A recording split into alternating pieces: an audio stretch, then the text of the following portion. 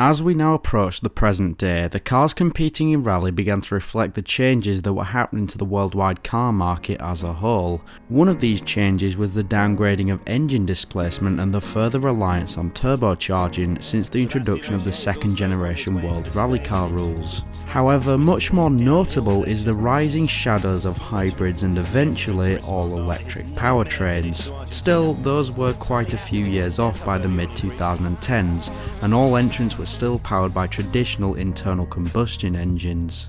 At this point, Volkswagen had been able to carve itself a niche in the competition, being the brand that was finally able to kick Citroën from its castle despite little previous experience.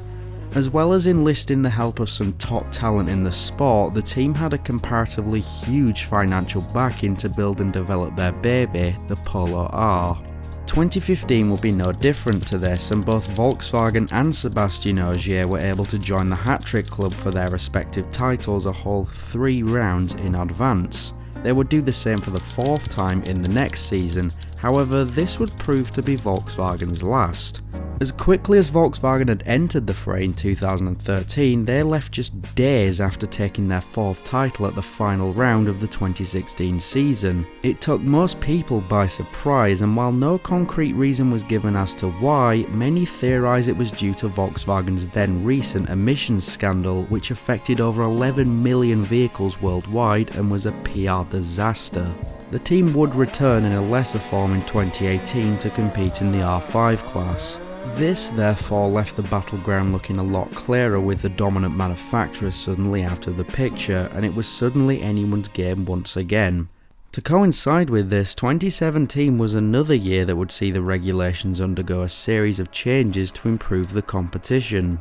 Maximum power was increased from 300 to 380 horsepower, minimum vehicle weight was reduced by 25 kilograms, active center differentials were to be reintroduced, as well as the electronic center differential being allowed for the first time, and then there were the changes to aerodynamics.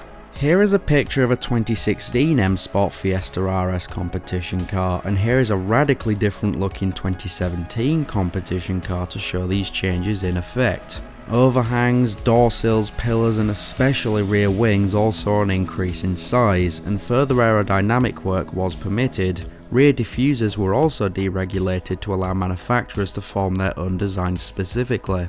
The problem of many cars looking near identical, mentioned in the previous episode therefore, was slowly starting to be phased out thanks to these rule changes, which came to be known as the 4th generation World Rally Car rules. However, due to these rule changes, manufacturers had to re-homologate their cars even if they were using the same model. A prime example is the previously mentioned M Sport. After the Ford Fiesta RS WRC was campaigned with moderate success from 2011 to 2016, their replacement came for the 2017 season. It was the very similarly named Ford Fiesta WRC, featuring much more extreme aerodynamics. Unlike its predecessor, its success was apparent right out of the gate, taking its first win at the 2017 Monte Carlo, i.e. the first event that it entered. But as the 2017 rules stipulated new cars be introduced, the Fiesta wasn't the only fresh face. Hyundai also returned this year, now showcasing an updated version of their i20 WRC they first campaigned in 2014, this time the i20 Coupe WRC, with all the necessary upgrades. Oh, and despite their fall to Volkswagen starting in 2013, Citroëns was still around, starting in 2017 with their C3 WRC, though it would not enter the same Hall of Fame that its 2000s predecessors would. But the biggest face this year, however, was Toyota, who would return to the sport this year after 17 years of absence. They formally withdrew from the sport in 2000, though last competed for and won the manufacturer's title in 1999 with the Corolla WRC. However, this time, despite the Corolla remaining a popular car, they opted for the much more appropriately sized and marketed Yaris. The Toyota Gazoo World Rally team would also make their debut this year, the Gazoo name deriving from an old Toyota website which was called Gazoo.com. But since these manufacturers were either new to the game or simply getting to grips with the new rules, M-Sport was able to swoop in and take both the Constructors title and also got Ogier, who had now switched to the Fiestas, his 5th driver's title. Technically, M Sport's victory does count as Ford's 4th Constructors title, however since the Fiesta took the W under a team that wasn't the official Ford factory team like the previous Ford wins, this title is listed as both a Ford and an M Sport victory. For this one Season 2, the WRC Trophy was contested, introduced as a way to entice privateer entries to race with pre-2017 cars, which could not compete with the much faster 2017 spec racers. They would race in 7 rounds of the WRC, their 6 best results counting towards their point total. The 2017 WRC Trophy would be won by Greek driver Jordan Serdaridis in the Citroen DS3 WRC. The trophy was dropped after this season. 2018 continued to showcase the superiority of these new generation rally cars. Toyota were able to take their 4th ever manufacturer's title, their first since 1999, the Yaris now firmly establishing itself as a true successor to the Celica. Ogier would once again triumph the Drivers' Championship for M Sport, though at the end of this season he would end up leaving the team for his old comrades over at Citroen. However, due to Citroen being way past their prime, to put it politely, Ogier pretty quickly found that his new ride was simply not going to get him any success. While he did get a couple of victories, he quickly fell away from the top spot, and this lack of success would see the official factory arm of Citroen leave the competition for good. This left the runway open for Estonian rally driver Ott Tänak to be the first WRC Drivers' Champion without the first name of Sebastian in 16 years. Hyundai also scored their first ever manufacturer's title in 2019, since first competing in the WRC all the way back in 2000, also being the first South Korean victory.